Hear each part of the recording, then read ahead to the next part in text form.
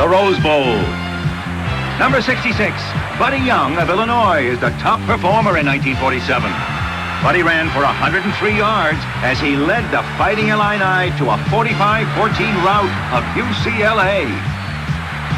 When the world champion Bears took on the college All-Stars, Buddy Young, wearing number 4, took off in what was then an annual matchup between the pros and the schoolboys. Jim Mello ran it in for the All-Stars. They're beating the Bears. But Chicago has him in a hole here. All-Star George Ratterman is back to punt. But he passes to Buddy Young, who has a wall of blockers. The Collegians completely fooled the Bear veterans on this one. Now Ratterman drops back and finds John Zilli all alone as the All-Stars upset the mighty monsters of the Midway. Johnny Lujack was 1947's top college football player, and number 32 helped make Notre Dame number 1. Lujack could throw with the best and run with them too.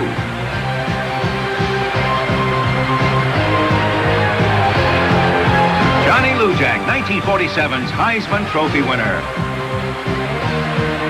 The 1947 Army squad was unbeaten in 32 straight games and had Columbia down 20-7 when Lion QB Gene Rossini scrambled and put it up for Bill Swiacki. A great catch and a touchdown for Swiacki.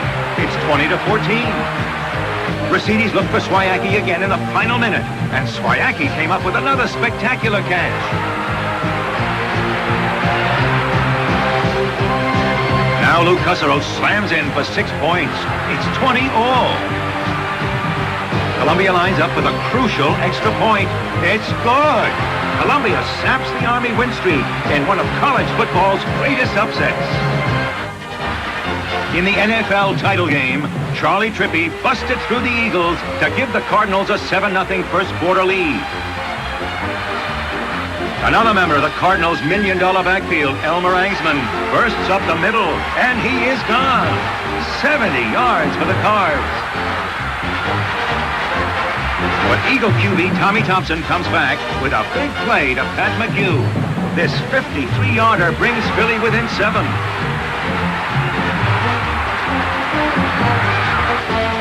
The Eagles punt in the third quarter. Charlie Trippi fields the bouncer, and now just count the broken tackles. 1, 2, 3. He slips, but that gets him away from another defender. Trippi has his second touchdown of the game. Now it's Elmer Angsman again. Another 70-yard run brings the then Chicago Cardinals the 1947 NFL title. Aviation and angling met in 1947 as some genius found a safe way to fish for sharks. Blimp fishing. One of those great ideas that somehow just never caught on.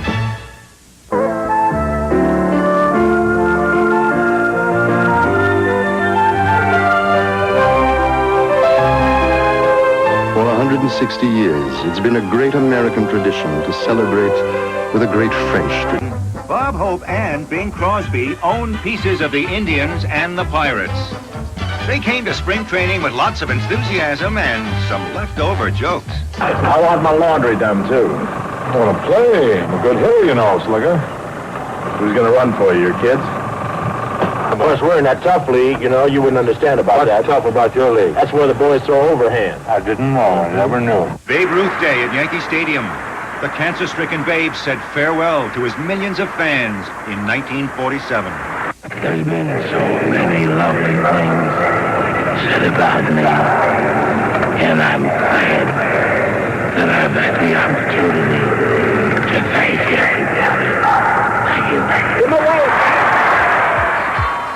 you. Over in Brooklyn, Dodger fans lost their manager for the year when Commissioner Happy Chandler suspended Leo Durocher for bad behavior. Leo would be gone from the dugout, but watching from the stands with movie star wife Lorraine Day, as Bert Schotten guided the club to the World Series. A rookie named Jackie Robinson helped get him there. Robinson was also at the center of controversy, not because of anything he did or didn't do, but because in 1947, he became Major League Baseball's first black player. Yankee hurler Bill Bevins had a no-hitter going into the 9th inning of Game 4 of the series. Bevins fell behind Pete Reeser after giving up a walk to Carl Furillo. Pinch runner Al Gianfrido took off and stole second.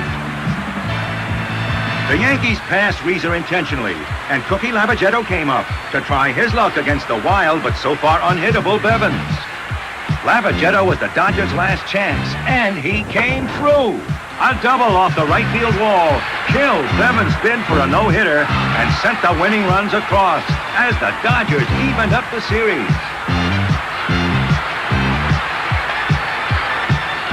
Brooklyn lost Game 5, but had a 3-run lead in Game 6. New York was threatening in the 6th inning.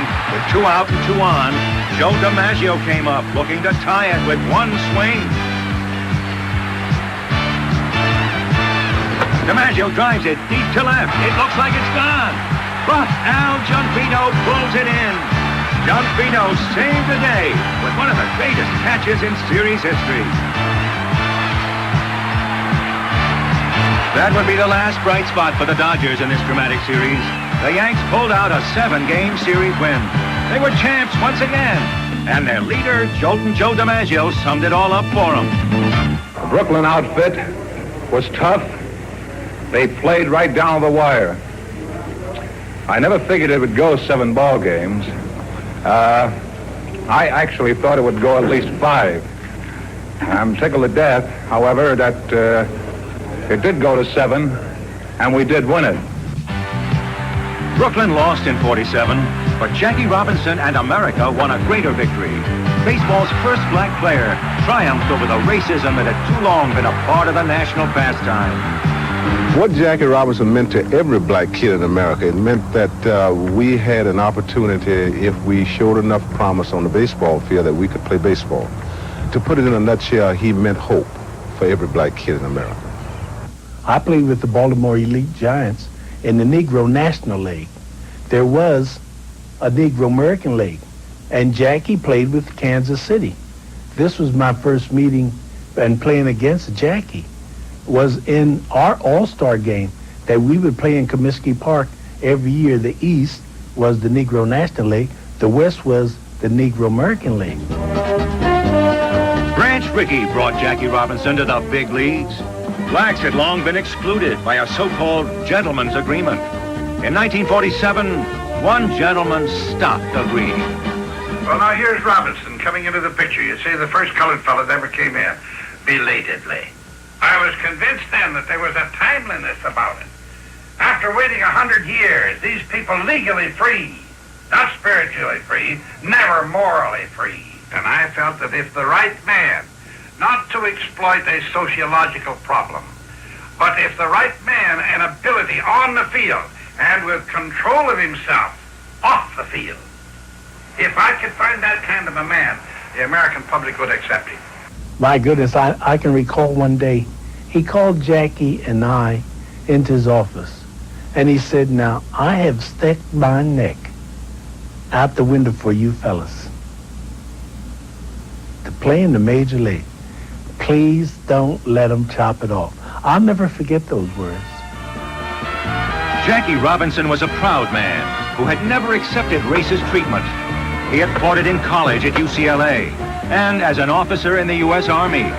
But Branch Rickey convinced Robinson that if he was to make it in the majors, he would have to turn the other cheek. He could not respond to racial slurs or dirty play by his opponents. Robinson channeled his rage into dazzling play on the field. He became a hero to blacks and whites. His talent bridged the gap. He could play. Jackie could play anything. But when they say we're going to put him on first base, then I started wondering, well, he played first base. Jackie could adapt himself to anything. Not only in baseball, he was our fourth place hitter. He wasn't a home run hitter.